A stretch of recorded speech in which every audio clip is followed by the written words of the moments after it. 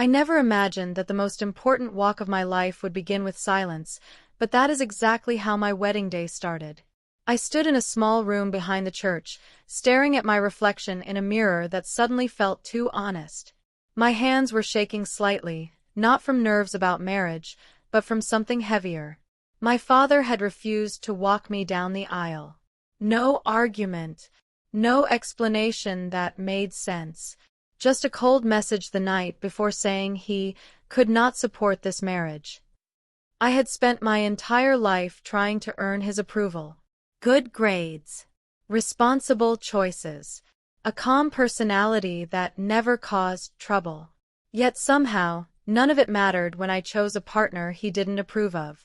My fiancé, Lucas, had done nothing wrong except not fit the image my father had built in his mind.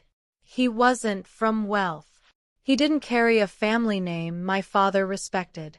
But he treated me with kindness I had never had to earn. That was enough for my father to walk away. On the morning of the wedding, I expected anger or sadness. What I felt instead was emptiness. My mother tried to comfort me, but her words were weak, like she was afraid of my father even when he wasn't in the room. Guests were already arriving. Everything was prepared. Everything except the moment I was supposed to walk down the aisle with him beside me.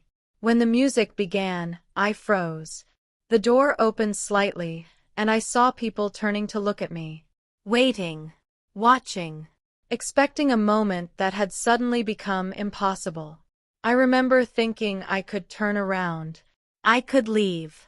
I could let the whole day collapse quietly and disappear into embarrassment. But then something unexpected happened. The room shifted. My Uncle Daniel stepped forward. He was my mother's younger brother, someone who had always stayed in the background of family events. Calm. Observant. Never loud.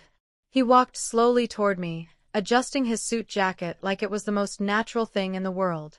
He didn't speak at first. He just looked at me. And then he said, "If you'll let me, I'll walk with you." It wasn't dramatic. It wasn't rehearsed. It was simple. But in that moment, I felt something inside me break open. I nodded. As we stood at the entrance, waiting for the doors to open, I could feel every heartbeat like it was echoing through the walls. My father was not there. But the absence of him suddenly felt smaller than the presence of everyone else who had shown up for me anyway. When the doors opened, light flooded the aisle. I started walking. Each step felt heavier than the last, not because I was afraid, but because I was realizing something I had never allowed myself to understand before.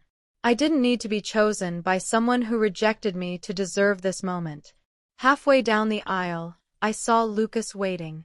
His eyes were already wet, not with sadness, but with something closer to relief.